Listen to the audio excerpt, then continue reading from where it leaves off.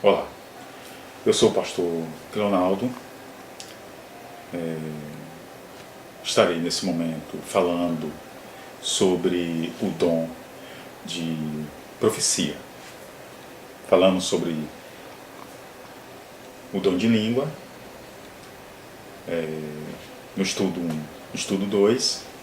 E nesse estudo 3, nós estaremos falando sobre o dom de profecia.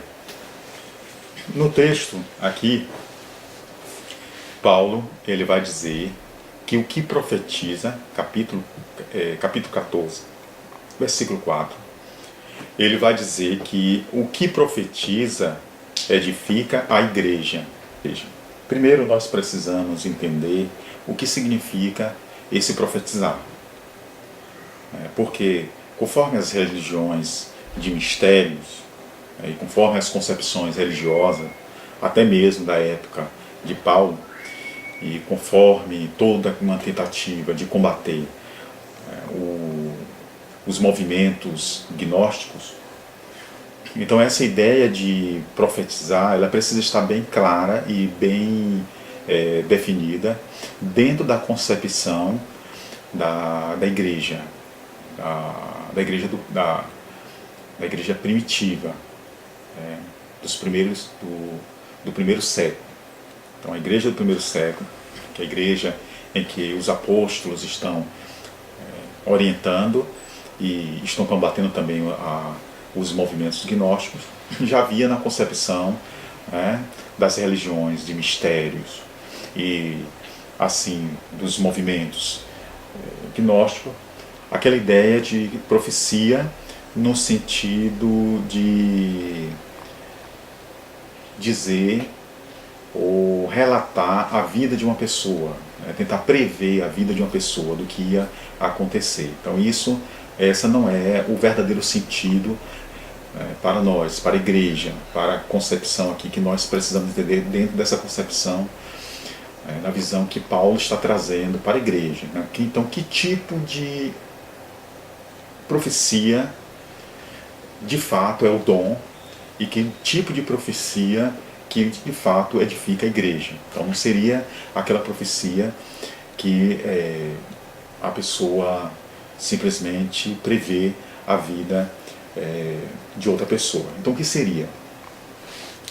Então, quando nós pegamos Atos, e aí nós vamos fazer análise, fazendo essa comparação dos textos, buscando compreender por meio do próprio texto, aplicando aí o princípio hermenêutico, você pega um texto mais claro e joga a luz a um texto mais escuro, do fácil para o mais complexo.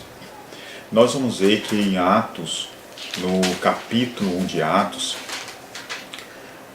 Jesus ele vai dizer assim aos seus discípulos, capítulo 1 de Atos, versículo 8: mas recebereis poder ao descer sobre vós o Espírito Santo e sereis minhas testemunhas.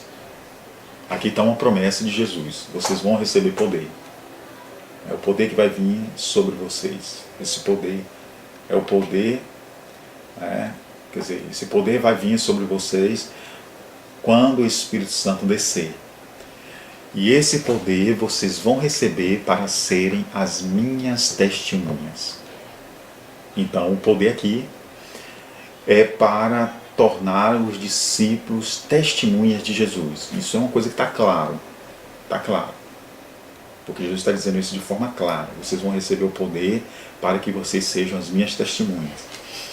Então, o poder para testemunhar. Sim, mas o que é que isso tem a ver com o dom de profecia? Então nós vamos ver isso lá na frente. Quando nós pegamos Apocalipse capítulo 19, em Apocalipse capítulo 19, essa ideia que Jesus está desenvolvendo no capítulo 2, no capítulo 1, no versículo 8 de Atos, no capítulo 19 de Apocalipse, essa ideia ela fica mais clara. Ela fica mais clara.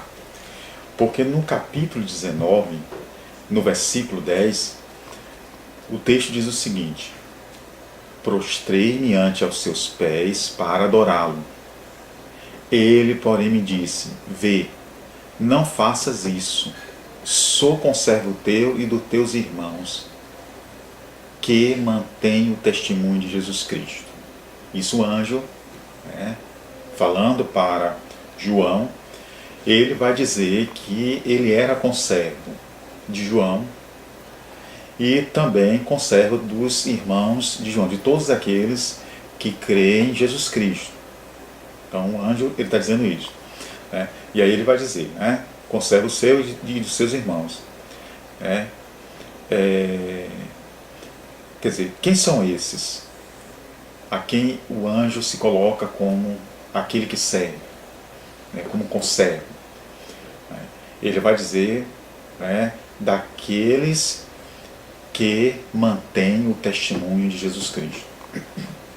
Então, o anjo aqui no capítulo 19, versículo 10, ele vai dizer então que ele está ali para servir todos aqueles que são testemunhas de Jesus Cristo. Então, no capítulo 1, versículo 8, Jesus diz: vocês vão receber o poder quando o Espírito descer do céu.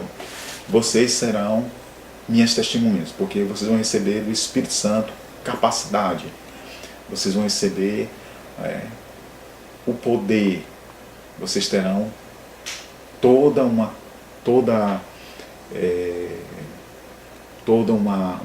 habilidade para que assim vocês possam ser as minhas testemunhas. Então isso está claro.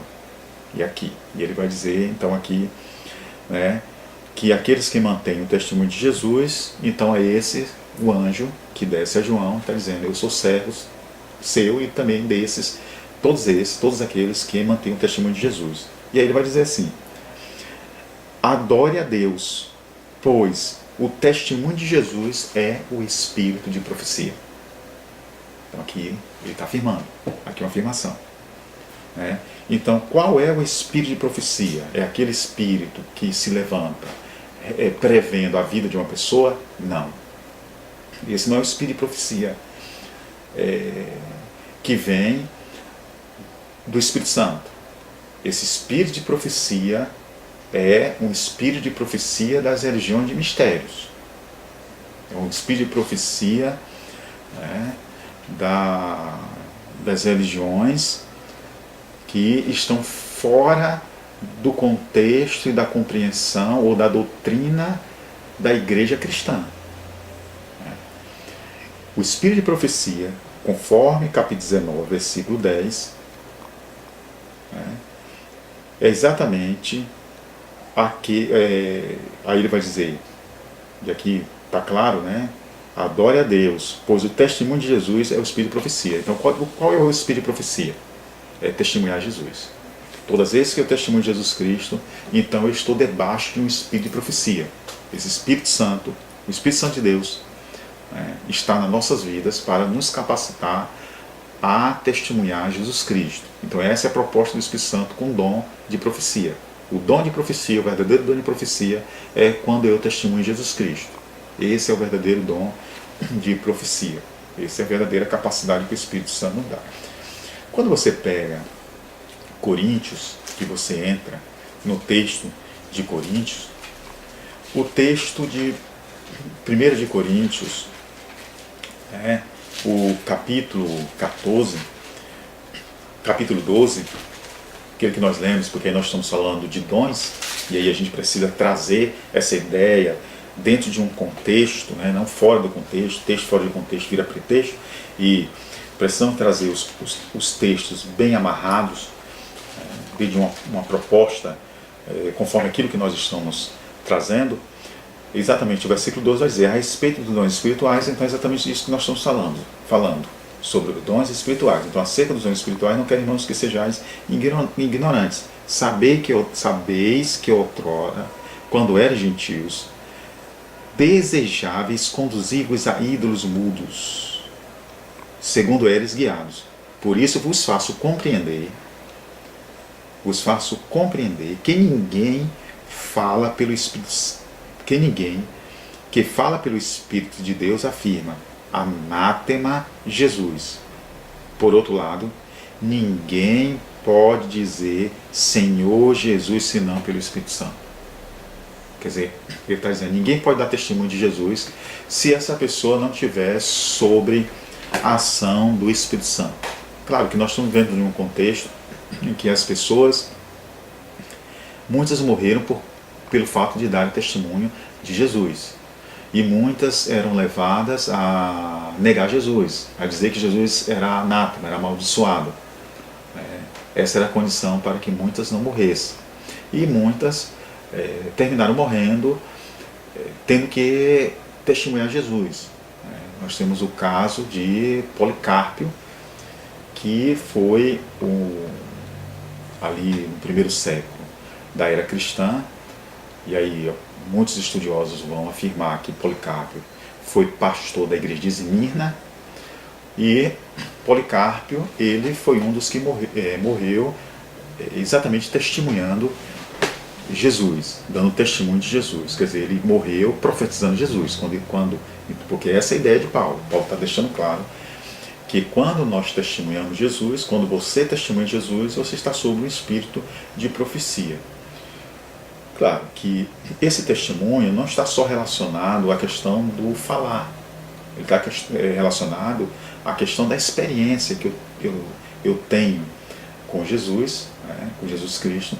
Essa experiência é suficiente para transformar a minha vida, para mudar a minha vida, e é essa transformação que me leva a colocar diante das pessoas o porquê dessa mudança. Porque nós vamos ver quando a palavra, no próprio texto de Coríntios, quando você pega capítulo 5 de 2 Coríntios, versículo 17. E assim, se alguém está em Cristo, é nova criatura. Coisas antigas já passaram, e eis que se fizeram nova. Então, se eu estou em Cristo, eu sou uma nova criatura.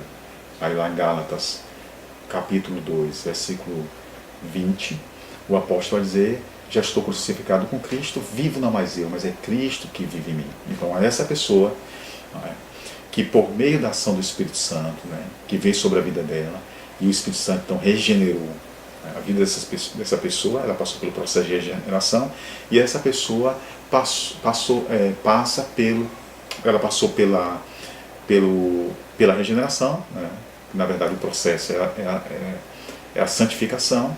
Ela passou, porque a salvação ela é instantânea na regeneração, conforme Langston, teólogo Langston, ela é instantânea na regeneração, e um processo na santificação. Então, havendo essa experiência com Cristo, eu tenho sobre a minha vida o poder do Espírito Santo para que assim eu tenha competência e a capacidade de profetizar, quer dizer, testemunhar Cristo. Então, todas as vezes que eu profetizo, o momento em que eu profetizo é exatamente o momento em que eu estou testemunhando Cristo. Então esse é o verdadeiro dom de profecia. Então, não existe outro dom de profecia a não ser este daí, que é exatamente a capacidade e a competência que eu tenho para profetizar Jesus Cristo. Que Deus os abençoe.